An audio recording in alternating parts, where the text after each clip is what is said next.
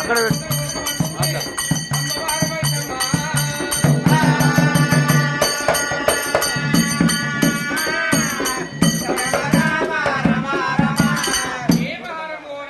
కోరుకోమన్నప్పుడు 5 ఆడాలు నిండవు గర్భితో ఉండాలి, కర్రపిల్లి గర్భితో ఉండాలి, కర్రావు గర్భితో ఉండాలి. యమ్మదేవుడు 5 మంది ఆడలు నీలెక్క దేవుడు అని చెప్పి కలకల కన్నీరు తీసిందంట. పోయ్యా గౌతురా నువ్వే దేవాలు నేనే తీసుకోవాలని భూమిలో వెళ్ళిపోయి 5 ఆడవాళ్ళ గర్భాలు దొరికింది.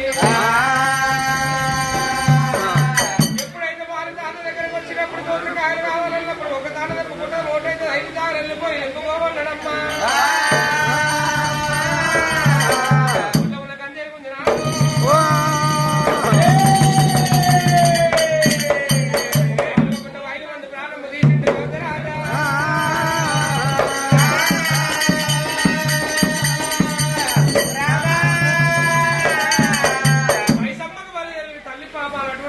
పాపాలు వచ్చి పెళ్లికొండని గౌతలు ప్రాణాలు పట్టినాయి.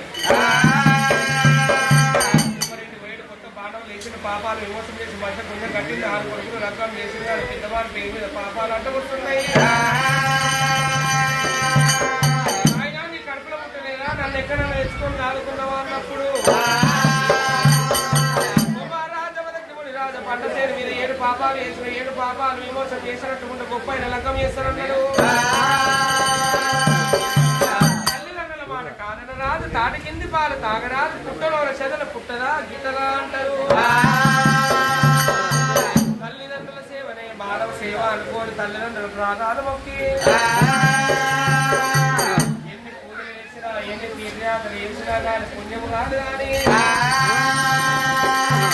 పొద్దుగాల వేసి తల్లిదండ్రుల ప్రాణాలు మొక్కినట్టుకుంటే కాక్షీలు పోయినంత మోక్షం వస్తుందయ్యా.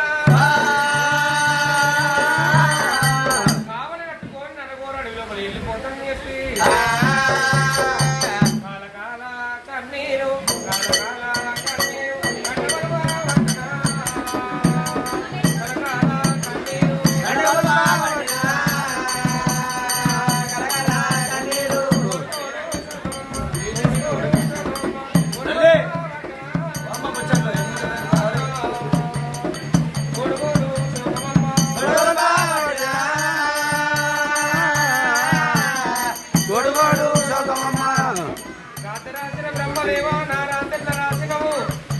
బ్రహ్మ రాసిన రాత భాష పెట్టి చెక్కిన ఓదు బండ కేసిరా రాసిన ఓదు ఒంటులు ఉన్నది వైకుంఠం అనుకోని వెళ్ళిపోవాలని చెప్పి ఈ బాధలు ఎక్కడి బాధలు అనుకోని బ్రహ్మదేవుడు రాత రాసిన బ్రహ్మదే రాత మీద రాళ్ళు కొట్ట అనుకోని 7 పాపవాడు ఎవరు పెట్టుకొని నన్ను కోరని లోపల మునగాడు పోతుకుంటున్నా.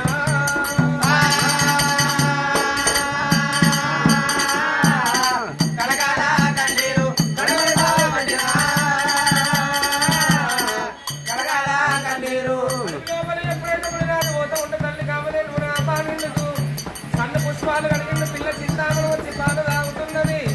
ఎప్పుడైతే 5 రూపాయలు అద్దసేరు జీవ ఖర్చు రాకుండా లెక్క వేస్తారన్నది కావలేను.